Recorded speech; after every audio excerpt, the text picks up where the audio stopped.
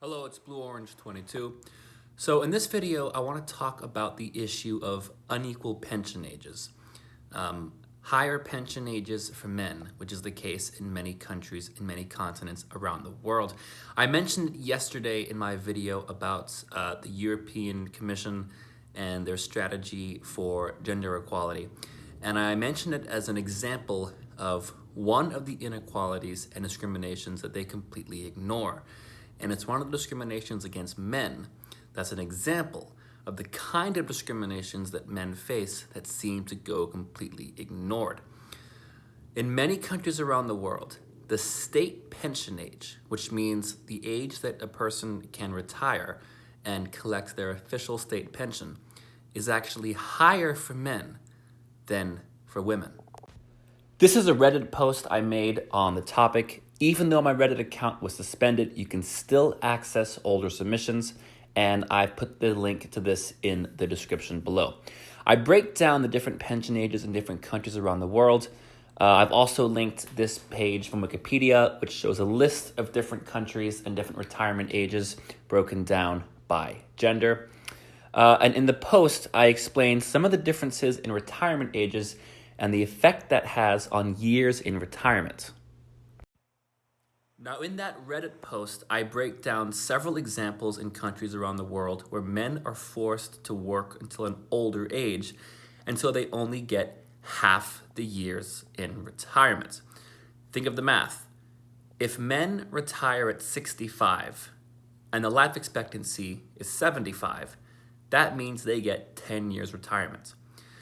If women retire at 60 and their life expectancy is 80, that means they get 20 years retirement, which is double.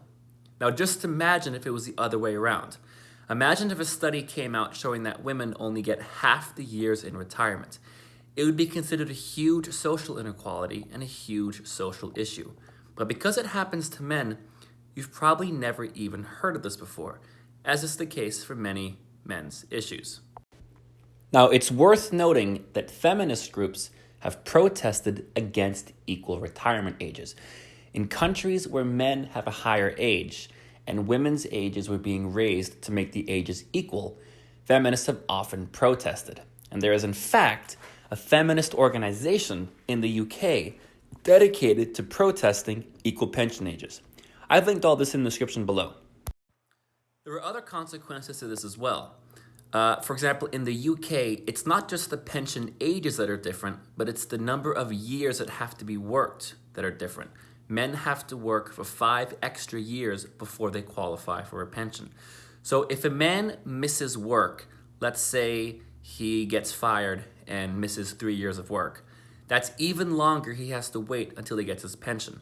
And if women retire at 60 and men retire at 65, let's say a man gets laid off when he's 63 and he has trouble finding a job, he can't pay his rent, and he becomes homeless on the streets.